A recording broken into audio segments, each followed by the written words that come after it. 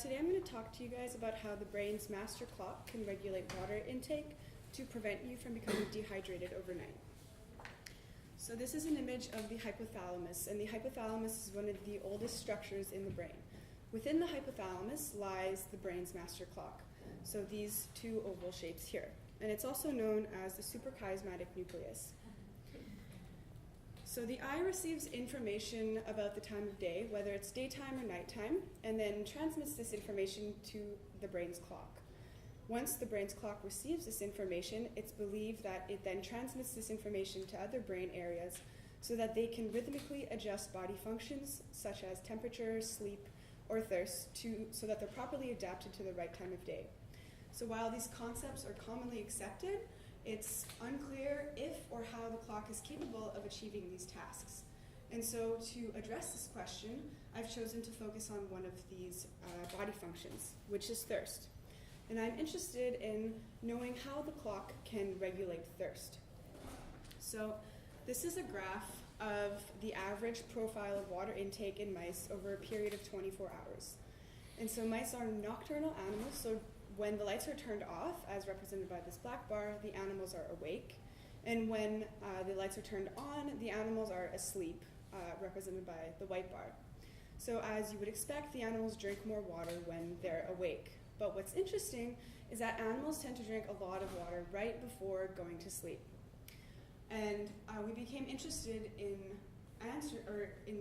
studying why this increase in water intake happens.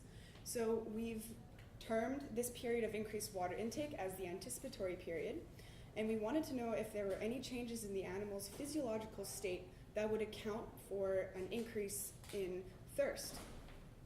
And what we found is that animals were not dehydrated, their core body temperatures were not increased, and they did not lose any blood volume during the anticipatory period, which led us to hypothesize that maybe the clock is actually driving this increase in water intake. And maybe there's an evolutionary adaptive reason for this behavior to happen. So when animals have access to water during the anticipatory period, they wake up the next day and they're hydrated. But when animals don't have access to water during the anticipatory period, they wake up the next day and they're dehydrated, suggesting that this increase in water intake serves to guard the animal against overnight dehydration. So I've identified special clock neurons that directly talk to thirst neurons.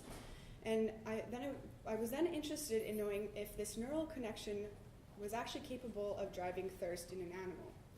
So using optogenetics, as Dasha just introduced, I specifically activate clock neurons by implanting a fiber optic in a mouse's brain.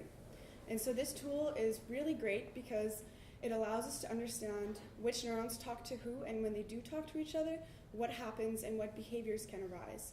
So my hypothesis is that when the laser is turned off, the clock neuron is silent, meaning there's no electrical activity, and the thirst neuron is also silent. When I turn on the laser, this will activate the clock neuron, as represented by these spikes, and neurotransmitters will start to be released by the clock neuron. If my hypothesis is correct, then once these neurotransmitters reach the thirst neuron, we would expect that the thirst neuron would also increase its firing and go on to orchestrate the perception of thirst in the animal. So for this experiment, I do this at a time when animals aren't typically drinking water, so not during the anticipatory period. And this is the cage of an animal, this is the water bottle, this is the water spout, and the animal is just building its nest over here. So as you can see, the activity of the thirst neuron is silent, and the animal is not drinking. However, when we turn on the laser, this activates the clock neuron, which then goes on to turn on the thirst neuron, and the animal then goes to drink water. So broadly speaking, these findings are important because understanding how the clock works at the level of cells and molecules can help us find better and more effective ways to treat the consequences of jet lag and, more importantly, of shift work. Thank you.